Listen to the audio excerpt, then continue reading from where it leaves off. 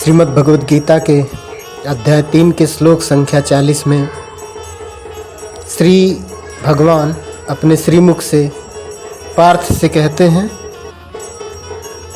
इंद्रियाण मनोबुद्धिरस्य अधिष्ठानमुच्यते एतैः विमोहयति एषः ज्ञानमावृत्य देहिनम्।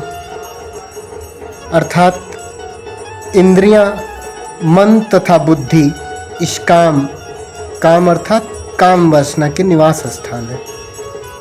इनके द्वारा यह काम जीवात्मा के वास्तविक ज्ञान को ढककर उसे मोहित कर लेता है।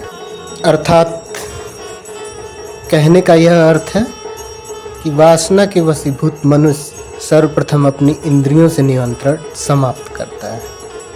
उसकी इंद्रियां उसके बस में नहीं रह जाती, शरीर के अंग उसके बस में नहीं रह जाते, और बुद्धि जो कि आत्मा की निकटतम होती है, बुद्धि का नाश होता है।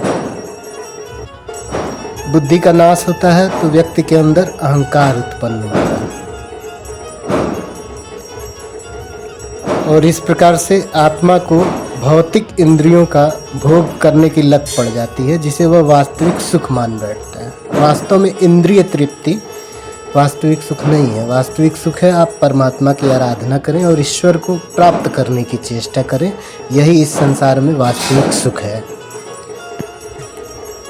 मन में अगर निरंतर काम वासना के विचार आते रहें तो मनुष्य अनियंत्रित हो जाता है, उसकी बुद्धि समाप्त हो जाती है। बुद्धि के समाप्त होने से क्रोध का संचार होता है।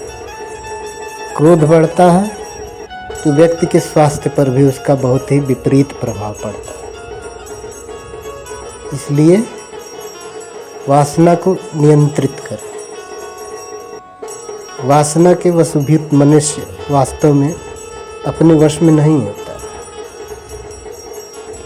वह इंद्रियों को तृप्त करने के लिए विभिन्न प्रकार के साधनों का प्रयोग करता है।